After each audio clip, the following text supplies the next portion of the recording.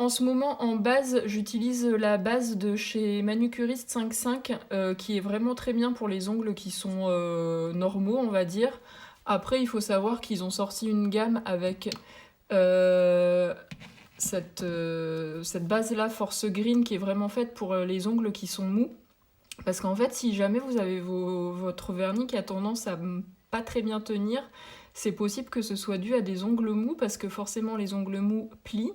Et si votre ongle plie, bah, le vernis va plier, donc à force de plier, il peut forcément sauter plus vite.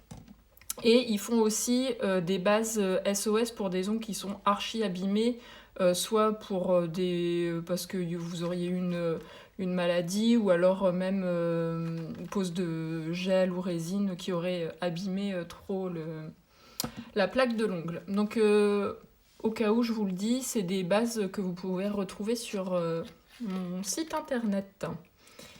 Donc comme hier, toujours important d'avoir toujours bien la main à plat pour bien poser son vernis. Donc soit pour vous c'est plus simple d'avoir la main posée sur la table et de venir poser votre vernis toujours en ayant un appui sur la main qui travaille, ou bien si c'est plus simple pour vous, vous pouvez très bien poser votre vernis dans ce sens-là, mais dans ces cas-là, ayez votre petit doigt qui s'appuie, comme ça vous pouvez vraiment travailler toujours en ayant un appui pour que ce soit plus simple pour vous et pas trop trembler ou quoi que ce soit.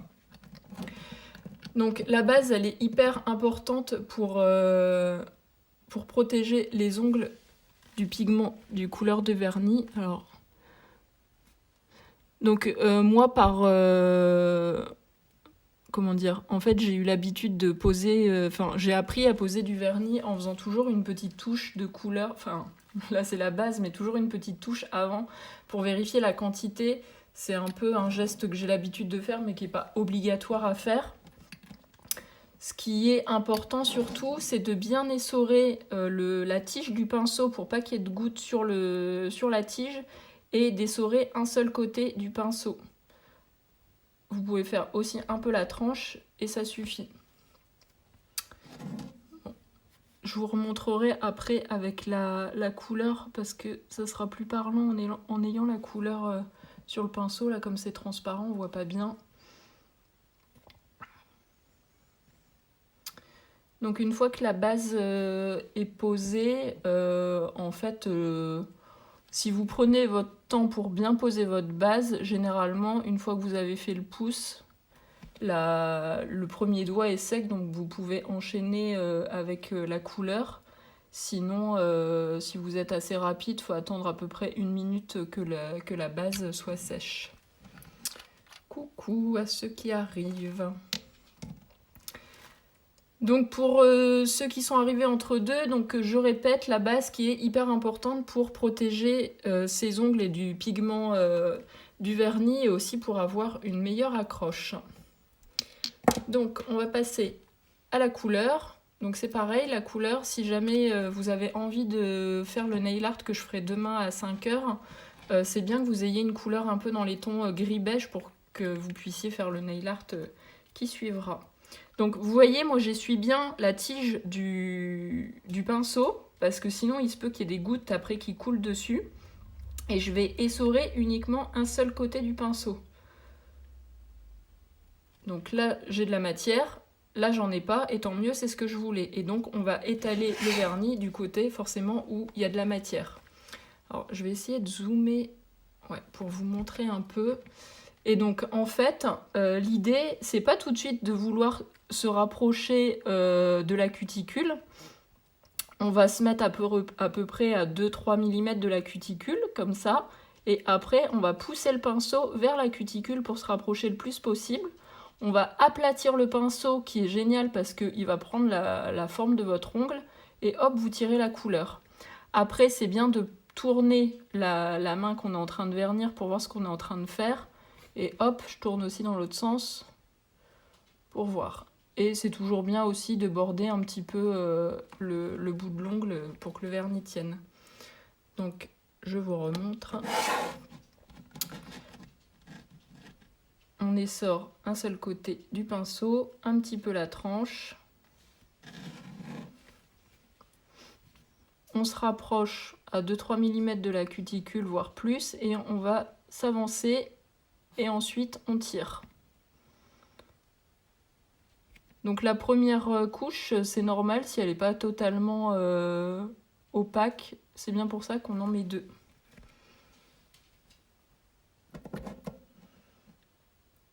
Hop.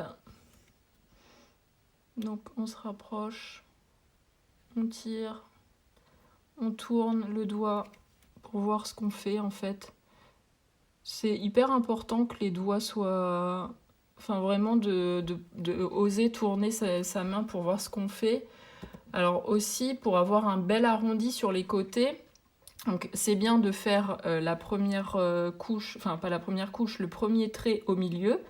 Donc comme je vous ai montré là, donc on fait le premier trait au milieu. Et ensuite, comme il manque un peu de vernis, votre pinceau, vous le remettez pas comme ça pour faire le côté, vous le mettez à peu près à 45 degrés de la cuticule et vous l'aplatissez un peu pour qu'il prenne en fait toute la place qu'il faut sur l'ongle.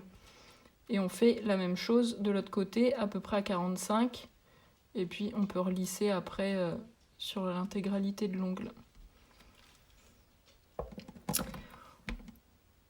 On passe au pouce. Alors c'est pareil, le pouce, soit vous vous positionnez sur un... Bon là je pourrais pas vous montrer. Soit vous vous positionnez sur un bord de table, c'est-à-dire que vous mettez votre main sous la table et le pouce au-dessus. Vous êtes dans cette position-là. Ou bien vous l'avez sur votre index de façon, encore une fois, à être bien stable pour ne pas trembler. Et la main qui travaille, c'est pareil, il faut qu'elle soit posée quelque part. Donc soit sur la table, soit sur un doigt, mais il faut vraiment qu'elle soit posée. Donc on se rapproche, mais pas trop de la cuticule, et on va se rapprocher après en poussant la matière. Et une fois qu'on y est, on étire. Donc là, je vais reprendre un peu de matière. Et là, le pouce, comme il est plus large, on va rester dans la même position. Et vous voyez, en fait, c'est hyper important que le pinceau, il s'aplatit. Le fait que le pinceau s'aplatit, ça vous permet de prendre quasiment la totalité de la plaque de l'ongle. Donc en ce qui concerne le temps de séchage, là, étant donné que j'ai pris le temps de poser le vernis petit à petit, concrètement, le premier doigt donc, que j'ai commencé, il est déjà sec. Donc je vais pouvoir tout de suite faire la deuxième couche.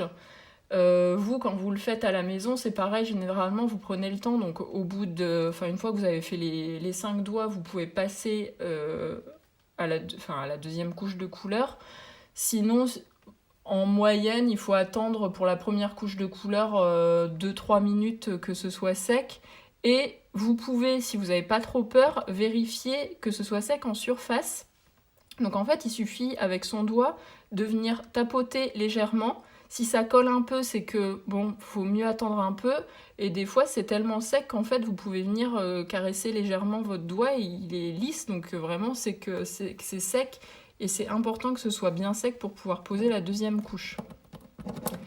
Donc, comme je vois qu'il y a des nouveaux qui arrivent, je réexplique la technique. Donc, le pinceau, à chaque fois, on essore on va dire le manche, on va dire, du pinceau. On essore qu'un seul côté. Et c'est bien d'essorer dans le goulot. Légèrement la tranche. Coucou à ceux qui arrivent. Et ensuite, on se met à 2-3 mm de la cuticule. On pousse la matière vers la cuticule. Et une fois qu'on est assez près, on va retirer la matière dans l'autre sens. Et on peut ensuite faire les côtés. Là, je vois par exemple que j'ai un tout petit peu dépassé. Donc c'est bien de nettoyer en allant. Donc là, comme c'est une toute petite pointe, avec juste un bâtonnet en buis, on essuie. Sinon, c'est bien de prévoir un petit peu de coton autour du bâtonnet en buis pour pouvoir nettoyer tout de suite en allant. Ou même mieux si vous avez un pinceau. Alors, je vous remontre. Donc, on essore un seul côté du pinceau. On essore un petit peu la tranche. on se rapproche et on tire. Et donc pour faire les arrondis, le pinceau il est à peu près à 45 degrés de la cuticule. On l'aplatit pour prendre vraiment la forme de l'ongle. De l'autre côté c'est pareil, mon pinceau il est pas comme ça, il est comme ça. Et hop, on lisse.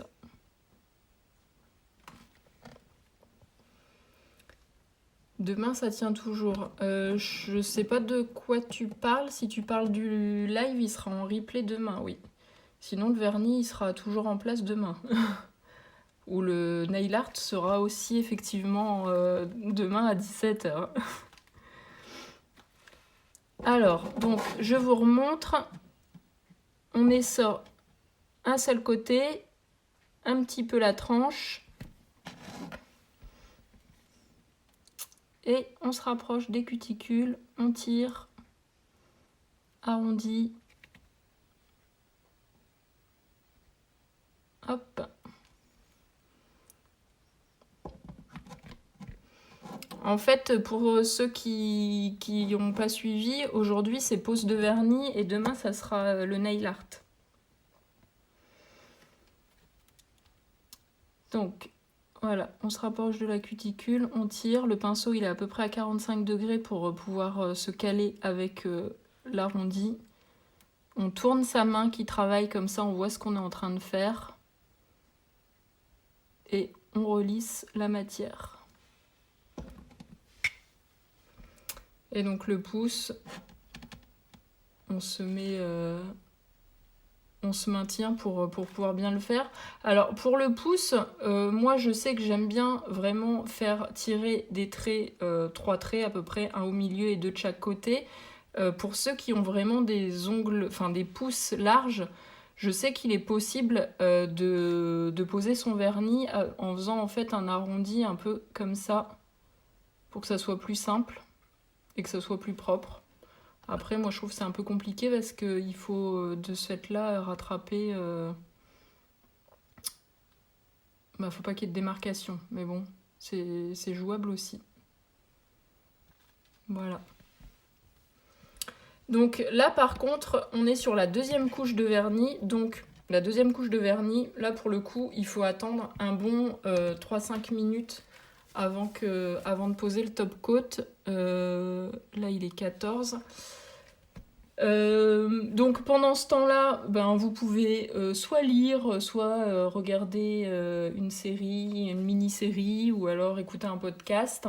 Moi, pendant ce temps-là, je vais pas vous faire un spectacle. Du coup, je sais que c'est des questions qui reviennent souvent. Comment conserver ses vernis ?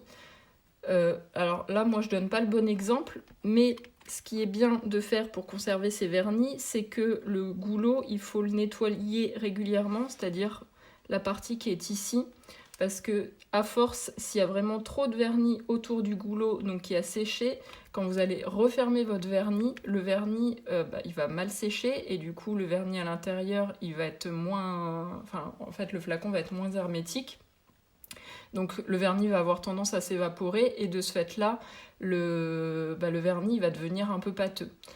Après c'est pareil, un vernis ça se garde debout, pas couché.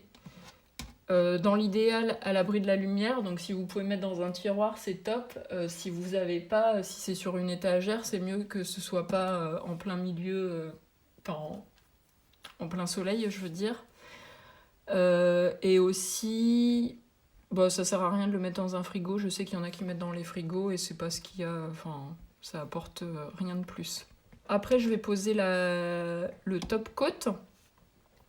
Donc, le top coat, il est aussi indispensable que la base. C'est ce qui va vous permettre que votre vernis tienne longtemps.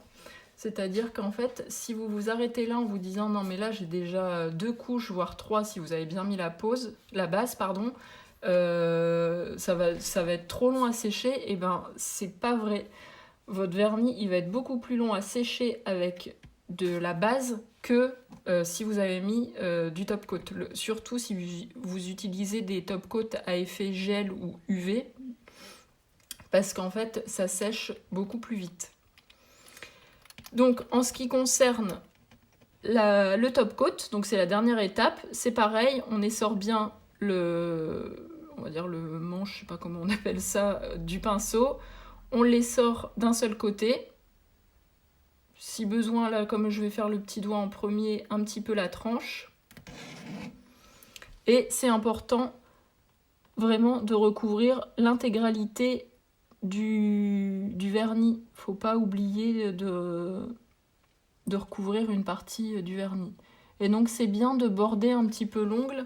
Alors pour ceux qui ont des ongles très courts et qui ont du mal à border, je vais vous montrer comment vous pouvez faire. Donc déjà, on met le top coat.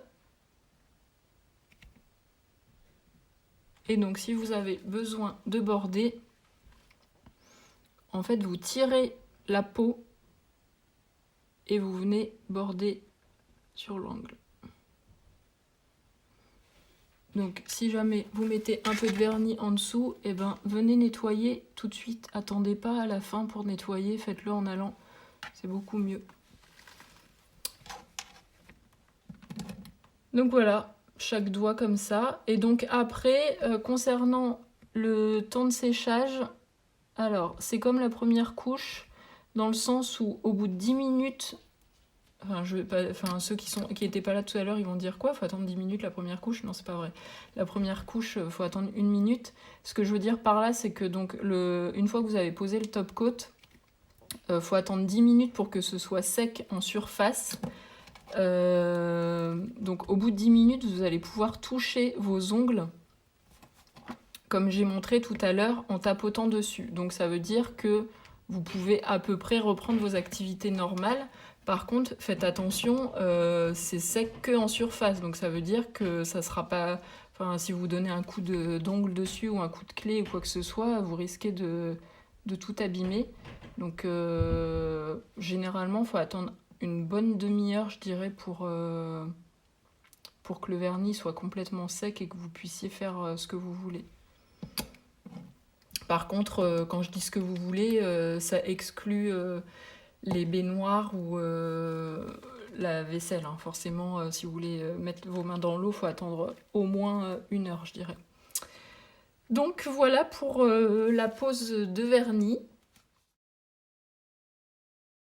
Juste pour ceux qui étaient en live avec moi à l'instant, ça fait 5 minutes que je viens de poser le top coat. Et c'est ce que je vous disais tout à l'heure. Je peux toucher mon ongle sans absolument l'abîmer. C'est-à-dire que vraiment, il n'y a aucune trace et il est tout doux. Donc vraiment, ça sèche super vite. C'est vraiment topissime. Grâce à ce super top coat, vraiment top, top, top.